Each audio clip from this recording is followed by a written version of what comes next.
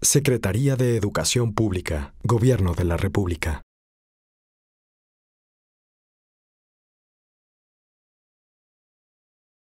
Efectivamente, hoy en México estamos viviendo una de las transformaciones más profundas en materia educativa. Y tiene que ver precisamente con las discusiones que hoy aquí se están teniendo.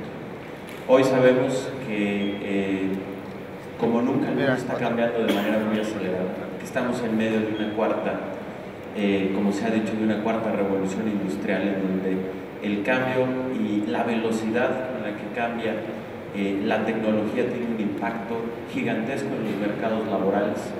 En plena digitalización estamos viendo crecer los fenómenos de la inteligencia artificial, de la robotización y de la mecanización. Sé que es parte de lo que aquí han estado discutiendo, pero y lo sabemos, en los próximos 10 años muchos de los empleos que hoy existen dejarán de existir porque podrán ser sustituidos por procesos de mecanización. Sin embargo, va a haber otras oportunidades.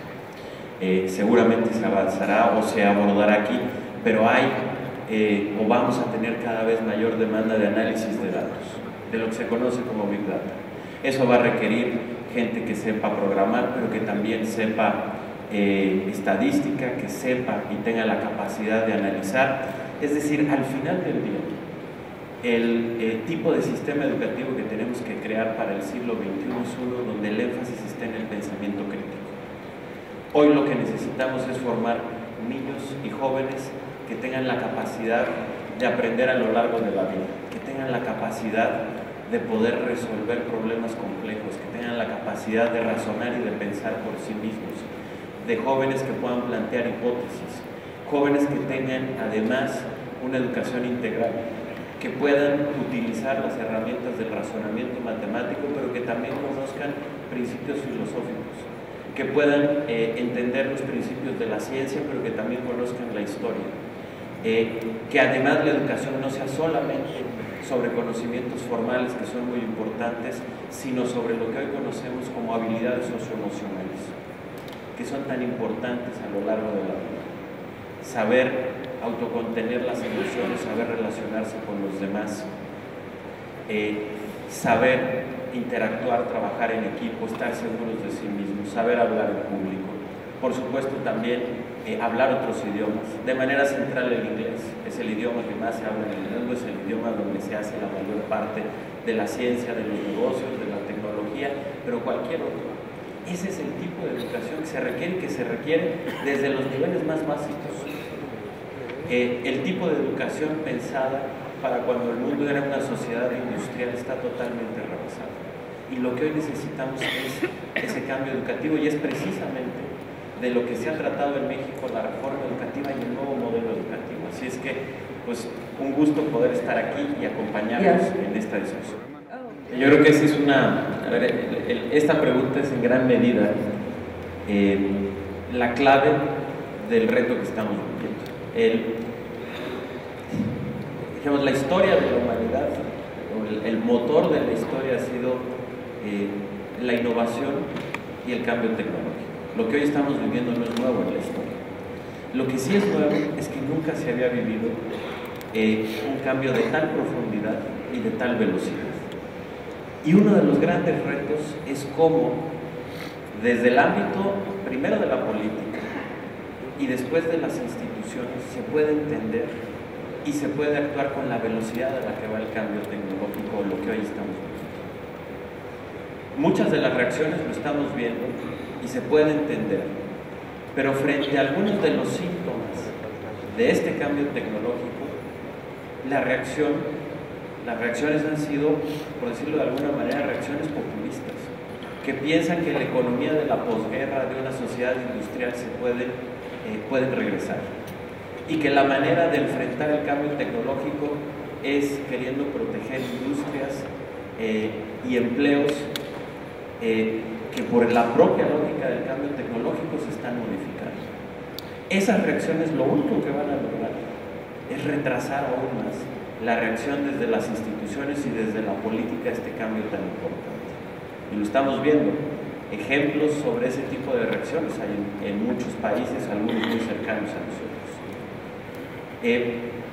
Y es un gran reto, porque esa puede ser el primer instinto, la primera inercia, querer negar el cambio que estamos viviendo, desde el cambio climático hasta el cambio tecnológico, y pensar que lo podemos superar con un discurso populista y encerrándonos, y pensando que podemos regresar a un mundo idealizado anteriormente.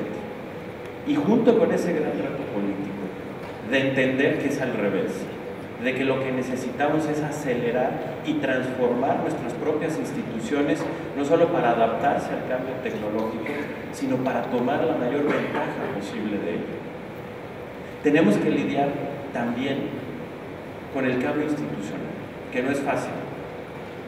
Muchos de ustedes aquí saben y conocen, y permítanme regresar al ejemplo de la reforma educativa que estamos haciendo en México, para lograr lo que sinteticé en mi primera participación muy rápido, poder tener ese modelo educativo, poder desarrollar ese pensamiento crítico, que todo eso suena muy bien. La cantidad de cambios que tenemos que hacer son gigantescos, y empiezan por lo institucional y por lo político. Con el sistema educativo que teníamos antes era imposible pensar que podíamos tener en los salones de clases de nuestro país un modelo educativo acorde con el siglo XXI como lo estamos platicando. Y eso empezaba con problemas políticos desde la recuperación de la rectoría del Estado, la profesionalización de los maestros, cambiar los planes de estudio, y eso toma tiempo, porque las instituciones tienen inercias, las instituciones tienen intereses que se afectan cuando se hacen cambios y hay resistencias. Ustedes saben las resistencias que hemos tenido que sortear y que avanzar en el proceso del cambio de la reforma educativa.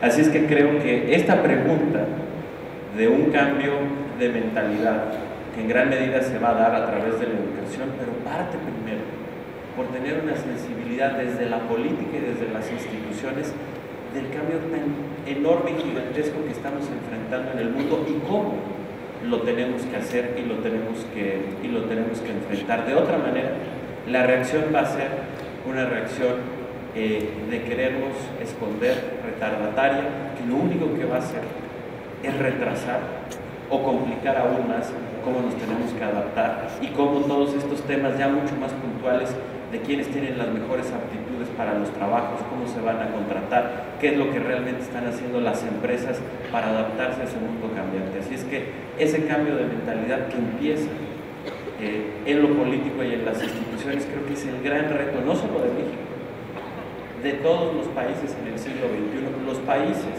que tengan la capacidad para adaptar sus instituciones a este nuevo modelo serán los países que serán más exitosos en el siglo XXI, y los que no lo logren van a tener serios problemas. La reforma que hemos hecho, el nuevo modelo educativo, es un modelo mucho más flexible, no solo para las escuelas privadas, sino particularmente también para las escuelas públicas. Parte del propio modelo es romper con una escuela en México muy rígida, muy centralizada, muy burocratizada, muy politizada, y parte del nuevo modelo es romper con ello y permitir que haya una mayor autonomía de gestión en las escuelas para que pueda suceder lo que aquí se está diciendo. Por supuesto que bajo ciertos parámetros y ciertas vías. Al final del día, no hay una receta única. Se tienen experiencias como esta en Estados Unidos de los charter schools que han funcionado bien. En algunas escuelas funciona muy bien, otras no necesariamente funciona tan bien, depende de quiénes son los que están involucrados en esa escuela. Tenemos otros sistemas educativos totalmente públicos como Finlandia o Corea del Sur, que funcionan también muy bien, o Vietnam, que es ahorita uno de los ejemplos más sobresalientes. Aquí lo que importa, más allá de cuál sea la estrategia que se tiene que adaptar, pues dependiendo de muchos contextos de cada país, es tener claro qué es lo que se tiene que hacer. Y creo que el primer paso, y esto suena fácil, pero créanme que no necesariamente en todo el mundo lo están entendiendo, es qué es lo que se necesita para formar jóvenes y niños en el siglo XXI. Cómo se desarrolla y cómo se forma esto que suena tan fácil, que es decir, un pensamiento crítico, una educación integral, el desarrollo de habilidades socioemocionales. Eso se tiene que tener muy claro porque va a costar mucho trabajo. Y al final del día, independientemente de cuál sea el modelo, que requiere sin lugar a dudas una educación hacia un modelo mucho más flexible, el centro son las maestras y los maestros. Lo que más importa particularmente desde el nivel básico es el nivel y la capacidad que tengan las maestras y los maestros de ser un facilitador de todos estos conocimientos, incluido la tecnología, que es muy importante, pero la tecnología por sí sola no funciona. Un niño necesita un maestro que es un facilitador que le permita desarrollar esas habilidades tan complejas y ese pensamiento crítico y que pueda entender desde los razonamientos básicos de las matemáticas hasta conceptos de filosofía y que pueda desarrollar esas habilidades socioemocionales. Y de esa manera, el poder tener estos maestros independientemente del sistema es lo que va a permitir el cambio y la transformación. Y por eso, y con esto concluyo, lo que hemos hecho en México ha sido, y el centro de este nuevo modelo, es preparar mejor a los maestros. Por eso es tan importante hablar de evaluaciones, no evaluaciones en donde se evalúan para sacar un resultado, sino evaluaciones que realmente permitan el cambio y la transformación de quienes van a enseñar y a partir de ello generar este cambio. Pues sí, a ver, yo creo que el primer paso, y aquí se ha planteado, es tener una gran conciencia del mundo en el que hoy estamos viviendo. Y de que no es un simple análisis, que el cambio que se está viviendo, el cambio tecnológico, también el cambio climático, es algo que está a la vuelta de la esquina. Y que cada quien, desde su trinchera, desde lo que hace, desde su empresa, desde su comunidad, desde la posición que sea, pueda tener esa claridad para entender y saber cuál es el país que queremos y que necesitamos y que se pueda comunicar. Yo insisto con lo que decía hace un momento, pensar que México va a ser un país como cualquier otro, exitoso, que le va a dar las oportunidades a los niños y a los jóvenes, pensando que podemos seguir haciendo las cosas como hasta ahora, que es posible conservar un mundo con una visión de una sociedad industrial y no de una sociedad del conocimiento, de que es posible mantener un sistema educativo como el que era antes, que es posible pensar, por ejemplo, algo muchos de ustedes estarán de acuerdo, que se puede tener una educación sin conocer otro idioma, particularmente el inglés. Si creemos que el mundo en México puede seguir funcionando así, vamos a tener una gran desilusión. Y los problemas se van a agudizar, y la desigualdad se va a hacer mayor, y la inconformidad se va a hacer todavía mayor. Si queremos tener un país exitoso, tenemos que partir de empezar y de aceptar el mundo que nos tocó vivir para que en esa función podamos actuar. Y creo que cada quien desde su espacio, desde su comunidad, haciendo conciencia sobre lo que tenemos, sobre el reto que tenemos enfrente y de por qué tenemos que actuar como tenemos que actuar. Y de por qué los mensajes que quieren regresar al pasado no son lo que le conviene a México. Esa acción y esa determinación me parece que es un primer paso esencial para poder enfrentar con éxito de verdad. Nos ha tocado vivir en uno de los cambios más profundos de la humanidad. No es normal, somos una generación en muchos aspectos privilegiada, pero que tiene que entender esos grandes retos y empezar, por supuesto, con esa conciencia y con comunicarla para que podamos caminar juntos y de manera exitosa en este camino. Secretaría de Educación Pública, Gobierno de la República.